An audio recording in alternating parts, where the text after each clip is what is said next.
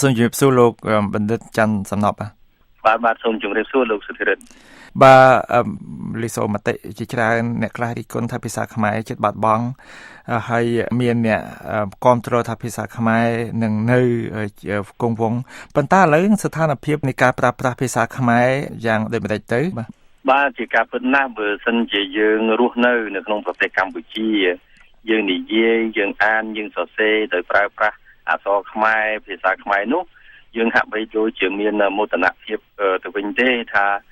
ភាសារបស់យើងនេះឥឡូវនេះมันមានអ្វីដែលចោទជាបញ្ហានោះឡើយបើសិនជាយើងចង់ឆ្លើយទៅនឹងសំណួរហើយប្រតិកម្មទៅជាមួយនឹង website មួយចំនួនដែលបានចុះផ្សាយអំពីភាសាខ្មែរនៅក្នុងពេលថ្មីៗនេះក៏ដូចជាទស្សនៈនៃមហាជនដែលមានគេហៅថាគំនិតខ្វែងគ្នាទៅលើការយល់ឃើញអំពីអត្ថិភាពនិងវឌ្ឍនភាពនៃភាសាខ្មែរនោះយើងអាចធ្វើការបកស្រាយបានដូចតទៅនេះ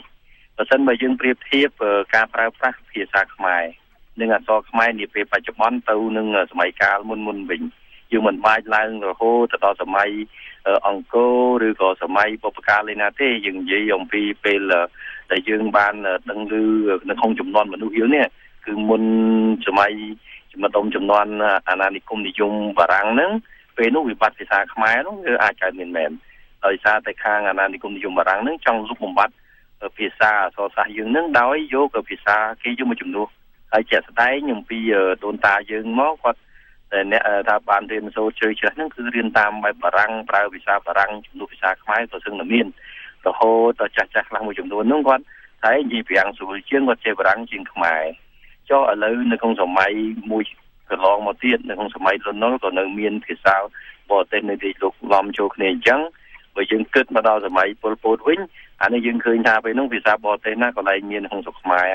គឺមានតែភាសាខ្មែរក៏មិនតែភាសាខ្មែរសម័យនោះវាខុសពីសម័យណាទាំងអស់គឺជាភាសាដែលគេបង្ខំឲ្យសូត្រតាមថាតាមទៅតាមមាគ៌ាបដិវត្តប៉ុន្តែសំណួរនេះសួរថានៅក្នុងពេលបច្ចុប្បន្នស្ថានភាពយ៉ាងម៉េចបើយើងប្រៀបធៀបទៅនឹងប្រវត្តិនៃភាសាខ្មែរយើងដូចខ្ញុំបានលើកទៅបាញ់មិញហ្នឹងទៅឃើញថាសម័យឥឡូវនេះគឺ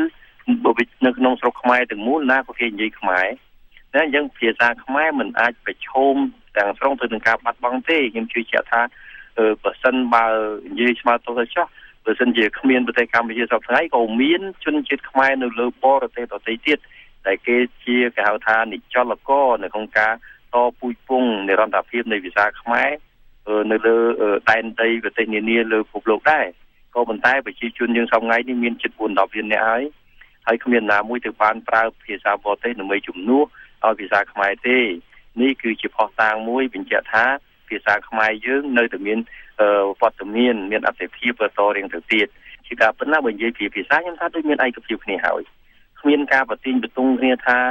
នៅតាមក្រសួងមន្ទីរឬក៏សាលារៀនអីត្រូវប្រើភាសានេះជំនួសឲ្យភាសាខ្មែរមិនត្រូវរៀនភាសាខ្មែរអត់មានបញ្ហានឹងកើតឡើងទេដូច្នេះវិបត្តិដែលទាក់ទងនឹងភាសាខ្មែរគឺអត់ចោលឡើងទេគ្រាន់តែថាការប្រើពាក្យពេចន៍មួយចំនួននៅក្នុងភាសាខ្មែរតែវាមានលក្ខណៈខ្លះក៏ខុសឆ្គងហើយក៏មិនមែនជាច្រើននៃប្រមាណដែរជាទូទៅនោះ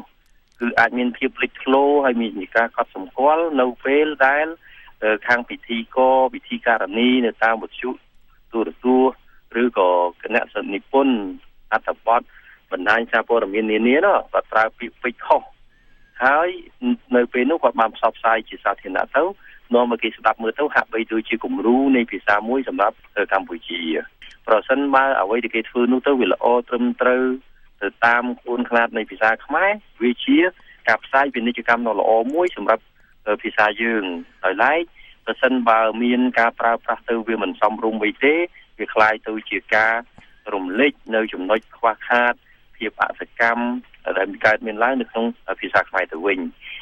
លោកបណ្ឌិតច័ន្ទសំណប់តើភាសានិងអក្សរខុសគ្នាយ៉ាងដូចម្តេចទៅបាទភាសាគឺយើងប្រើប្រាស់ប្រចាំថ្ងៃដើម្បីធ្វើការប្រស្រ័យទាក់ទងគ្នា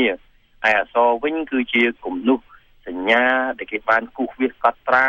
នៅផ្នែកគំនិតរបស់យើងមានអ្នកប្រាជ្ញជាច្រើនណាស់បានផ្ដល់និយមន័យទៅលើអក្សរនឹងខុសៗគ្នា